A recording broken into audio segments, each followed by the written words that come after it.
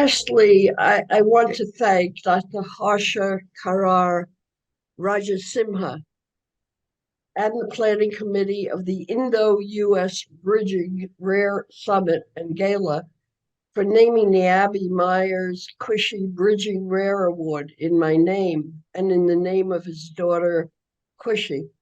I understand that Cushy died at a very early age from a rare genetic congenital disease, and it is a sincere honor for my name to appear with hers. For those of you who don't know me, I'm the person who shepherded the Orphan Drug Act through Congress in the 1980s. But it is not I who should be credited with this. It is a coalition of thousands of rare disease patients, their family members, physicians and other healthcare professionals, support groups, and friends who came together to use their voices, their strengths to solve the problem of rare disorders being ignored for too long. And ultimately, the pharmaceutical industry has recognized the importance of the Orphan Drug Act, and they are developing the miracle drugs that have saved countless lives. Several years after the law was enacted in the USA, other industrialized countries recognized the importance of the legislation, and ultimately they enacted their own versions of the law.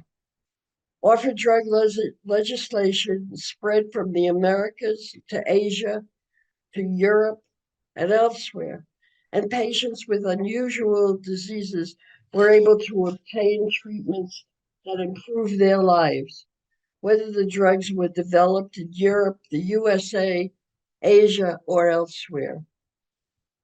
Our honorees tonight are two extraordinary scientists, Dr. Ishwar Verma and Dr. Bill Gauld. Dr. Verma's name is known throughout the medical world because of his decades of work on genetic disorders. In 1968, many years before the Human Genome Project, he set up the very first registry of genetic disorders in India and provided advanced genetic tests at low cost to families. During many years that I served on NIH and FDA advisory committees, Dr. Verma was mentioned so many times that I thought he was several scientists, not simply one researcher.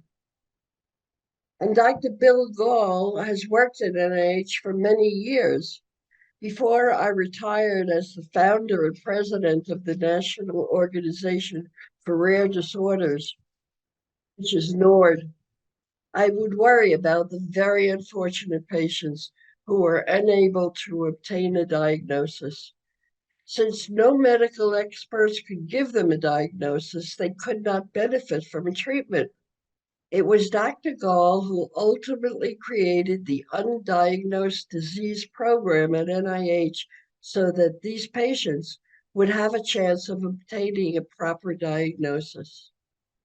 The most extraordinary finding is not simply matching their genetic anomaly with a known rare disease, but the number of patients who present with new genetic defects that have not previously been described in the medical literature. I cannot begin to tell you how many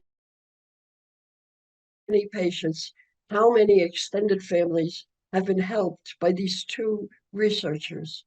Since I recently became infected by COVID and pneumonia, I regret that I cannot be there in person to thank them both for their lifetime of groundbreaking scientific research. And thank you, Harsha, for your work bridging the science of India and the United States to benefit people with rare diseases wherever they may live. Thank you.